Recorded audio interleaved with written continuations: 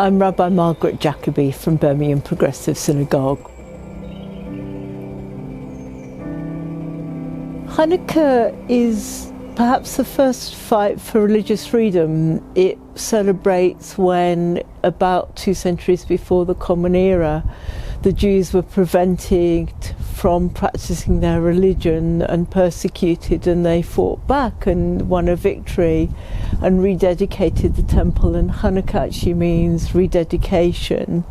So the temple was rededicated and they celebrated for 8 days, and we carry on that celebration. The most important thing is lighting the Hanukkah candles every night, usually with the family and with friends. And you light 1 candle on the first day and 2 on the second and third and 3 on the third and so on, so that the light spreads and grows. But there's some lovely customs that go with it, like eating donuts, because there's a story about how oil that was only supposed to be lasting 1 day lasted 8 days. So we celebrate by frying things in oil as well. So that's nice. And we have this little game with spinning tops that we play as well. So it's a family time of getting together. We've had to really adapt. So for Hanukkah, what we're doing is having a Zoom meeting every night to light candles, and each night a different family is sort of hosting it by lighting the candles from their home.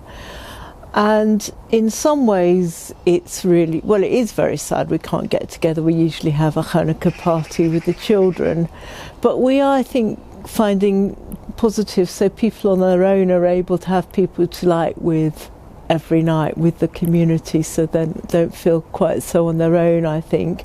And we had a comedian join us on Sunday night to do a children's show as well, so the children had a bit of fun.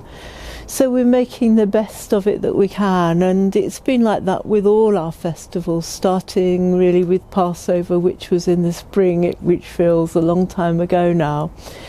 And that was, I think, the hardest, because it's normally about a big festival meal with everybody coming to share food together. And since then we've celebrated all our festivals that way and had to make the best of it. I think, like a lot of my colleagues, we had to adapt very quickly, and that was really stressful. And also, again, like so many people, spending so much time in front of a computer screen has been quite exhausting. But we've been lucky personally and as a congregation that we haven't had any COVID deaths in the congregation. We feel very blessed about that, and we've done our best. I've had lots of support from the congregation in keeping in touch with members and so on. So it has been difficult, but we've got a lot to be thankful for.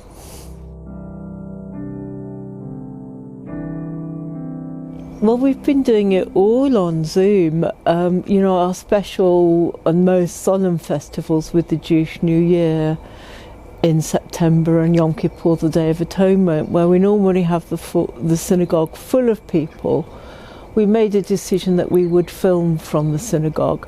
So we had myself and 2 choir members and somebody filming. And somebody to blow the shofar, the special ram's horn, and we were all, of course, very spaced out with the windows open. And I think people had to watch it on their computer screens. I think they still got something from it, and it's really surprising what you can get from services done that way. And we've been doing our Shabbat, our Sabbath, regular Sabbath services that way too. And they've worked. They're not the same as meeting people, shaking hands, hugging people, it's not the same, but they've worked, and they've kept the community together. And people love seeing each other, even if it's only on the screen. People are always glad to see each other.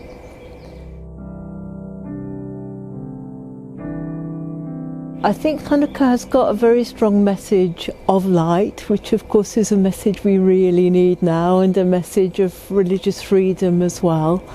So I hope we'll take that light with us and look more hopefully to the next year. And I hope that we'll learn some of the lessons. For example, the impact on our planet. You know, for a few months we had much less traffic on the roads, and I hope we'll learn some of those lessons about caring for our planet and appreciating nature, because that's been literally a godsend for so many of us as well.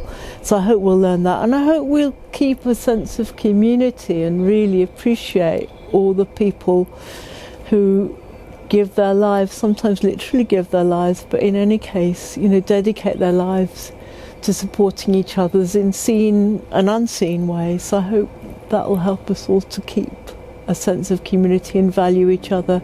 Well, wish everybody a Chanukah Sameach. That means have a joyful, have a happy Hanukkah, and may the lights of Hanukkah spread.